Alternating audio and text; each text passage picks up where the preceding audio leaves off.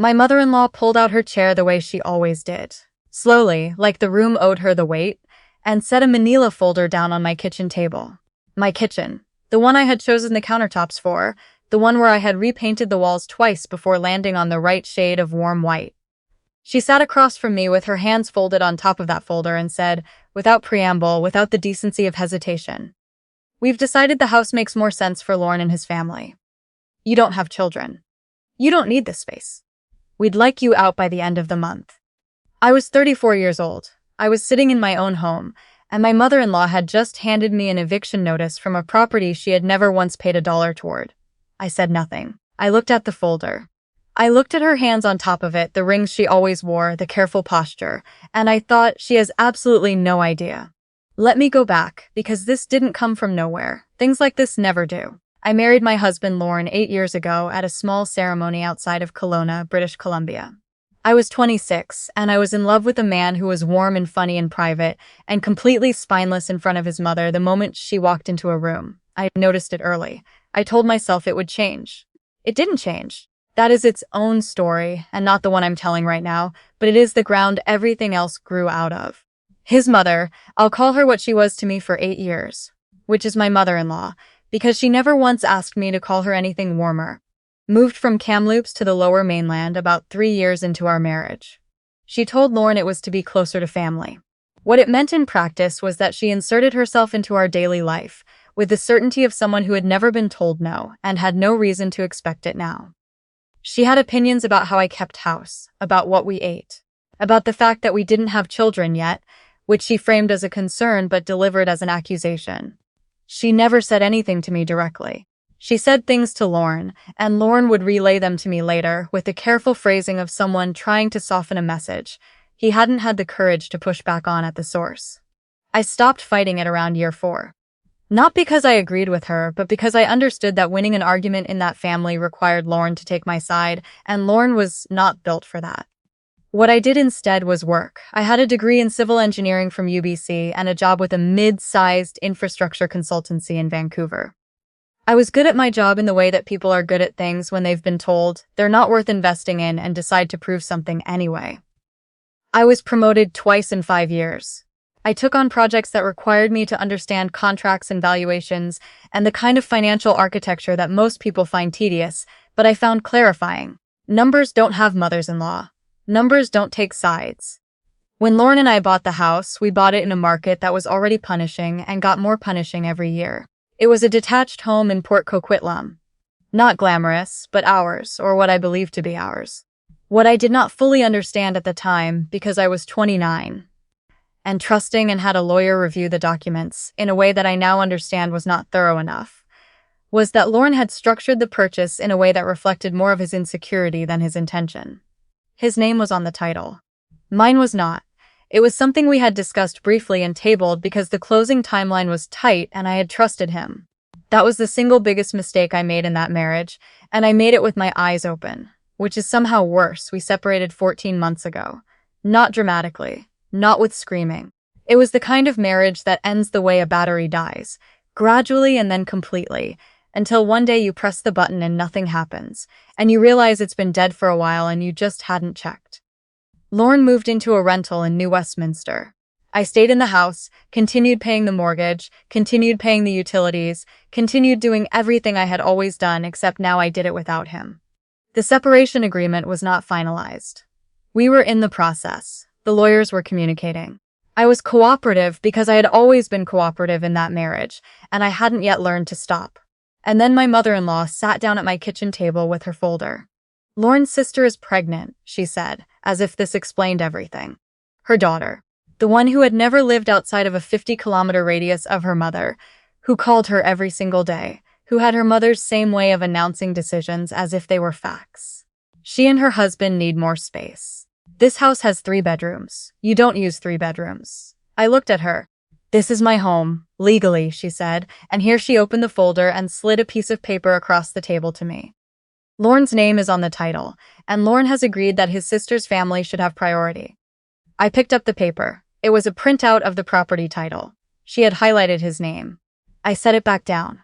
"I'll need some time to think about this," I said. She nodded with the satisfaction of someone who had already decided that thinking would lead me to the same conclusion she had.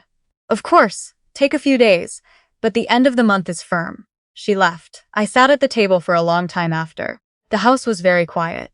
Outside it was raining, which in the lower mainland in February is not a notable event, but which felt, that afternoon, like the sky agreeing with me about something. Here is what my mother-in-law did not know. 7 months earlier, in the middle of the separation process, my lawyer had filed for a division of matrimonial property under the BC Family Law Act. Under that act, when a couple separates, the family home, regardless of whose name is on the title, is considered family property and is subject to equal division, or in some cases full transfer to the spouse who has been the primary occupant and contributor. I had been the primary occupant.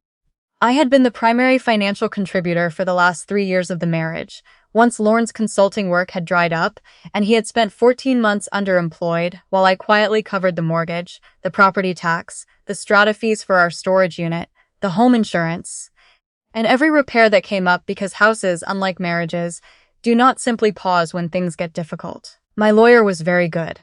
I had hired her specifically because she was known for family property cases involving situations where one spouse's name had been strategically or negligently excluded from a title, and she had filed the appropriate applications 5 months ago. 3 weeks before my mother-in-law arrived with her folder, the court had issued an interim order. The family home was to remain in my exclusive occupation pending final determination. No transfers, no sales, no third-party occupancy without my consent. Lorne knew this. His lawyer knew this. What his mother apparently did not know was that her son had not told her, because telling her would have meant admitting that he had agreed to the interim order without a fight, which he had done because his own lawyer had told him his position was weak and contesting. It would cost him significantly more than conceding the point. He had not told her, and she had arrived at my table with a highlighted printout and a month-end deadline, completely certain that the ground she was standing on was solid. I did not tell her that day. I think about that choice sometimes, the decision to let her leave believing she had won. I could have corrected her in that moment and saved everyone a week of whatever came next. But I had spent 8 years correcting things in that family and being dismissed before I finished the sentence, and I found, sitting at that table in my quiet house in the rain, that I did not want to do it that way anymore. I wanted her to find out from the paperwork. I wanted her to have to read it. She called 3 days later. The voice I heard, when I picked up, was not the composed, deliberate voice of the woman who had sat across from me with her folder. This voice was louder and had less architecture to it. She had clearly spoken to Lorne. Lorne had clearly finally explained some portion of the legal situation, and whatever he had said had been enough to destabilize the certainty she'd walked into my kitchen with. "There's some kind of court order," she said, "that apparently affects the property." "Yes," I said. Lorne didn't mention it. A pause. He said it's temporary. "It's an interim order," I said. "Final determination will come later, but the interim order requires that I remain in exclusive occupation and that no transfers occur without court approval." "Can't that be undone?" I let the question sit for a moment. "It can be challenged," I said. "That would involve Lorne retaining additional legal counsel, making a formal application, and demonstrating grounds for variation. His lawyer would be better placed to explain the likelihood of success." She was quiet for longer than I expected. When she spoke again, her voice had shifted slightly into something I recognized as recalibration. She was adjusting her understanding of the situation and trying not to let me see the adjustment happening. "Well," she said, "I suppose there are processes." "There are," I said. She called Lorne. Lorne called me. Lorne's call was different from his mother's in tone, but identical in structure. An opening of sympathy, an acknowledgement that the situation was complicated. A pivot to what I could do to make things easier for everyone, an assumption that I would be more flexible than the legal reality permitted. He had always been better at the sympathy opening than his mother. That had been part of the problem for 8 years. "I can't override the court order," I said, "even if I wanted to." "But do you want to?" he asked. I thought about what I wanted. I wanted to have had my name on the deed 9 years ago. I wanted to have pushed back in the lawyer's office instead of saying it was fine, we'd sort it out later. I wanted to have been the kind of person who understood, at 29, that love and legal protection are not the same thing, and that one does not substitute for the other. But I was not going to say any of that to Lorne. "What I want," I said, "is for the process to run its course." His sister called on the 4th day. This surprised me slightly, because we had maintained a careful, polite distance for the entire 8 years of the marriage. She in her orbit, me in mine, his mother bridging the two in ways that never quite included me. She was warmer than I expected, which made me more careful. Warmth in that family had always preceded a request. She told me she understood this was difficult. She told me the pregnancy had complicated their housing situation. She said her mother had overstepped, which I was surprised to hear her acknowledge, and then she asked whether I might consider a timeline that worked for everyone, given that she was 5 months along and the baby would need a stable home. I had prepared for hostility. I had not prepared for reasonableness, and I took a moment to make sure I was hearing it correctly before I responded. "I hear you," I said.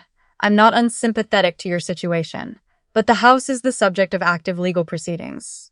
It's not something I can negotiate privately while that process is ongoing." "That's not me being difficult. That's me doing what my lawyer has advised." She said she understood. I believed her, which was a different experience than I'd had with anyone else in that family in a long time. What happened over the following weeks was less dramatic than I had half expected and more uncomfortable than I had allowed myself to feel in advance. The legal process moved forward.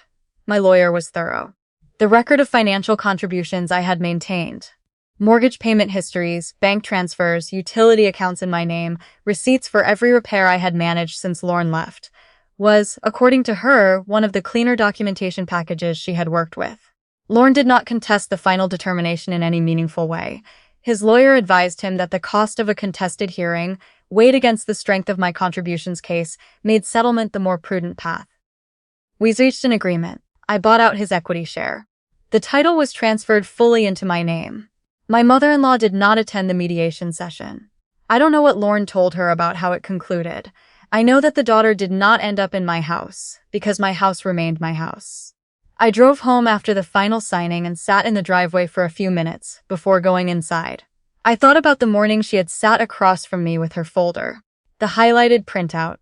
The end of the month is firm. I thought about how certain she had been, and I thought about how certainty without information is just a feeling dressed up as a fact. I went inside. I made tea. I sat at the kitchen table, my table in my home with my name on the title that was filed in the land registry in New Westminster, and I let the tea go properly hot before I drank it. I have one more thing to say, and it's the thing I would have wanted someone to tell me before I was 29, and in a lawyer's office signing papers under time pressure. When you are building a life with someone, the legal architecture of that life matters. It matters even when you trust the person.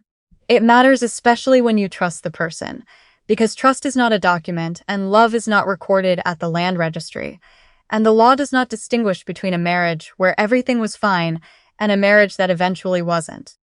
I should have had my name on that deed. I know exactly why I didn't push for it, and the reason was a version of the same reason I spent 8 years not pushing for a lot of things. I confused keeping the peace with keeping myself safe. They are not the same thing. I know that now in a way that I expect I will not forget. The tea was good. Outside the window, the mountains were doing what they always do in February, which is being entirely indifferent to whatever is happening in the houses below them. I found that indifference, that evening, to be exactly what I needed. The house is mine. My name is on it. And every morning when I come downstairs and make tea in that kitchen, I do not wait for anyone's permission to sit down. If this story stayed with you, subscribe. Because every week we bring you real stories about the moment someone quietly, legally, and permanently changed everything. You won't want to miss what's next.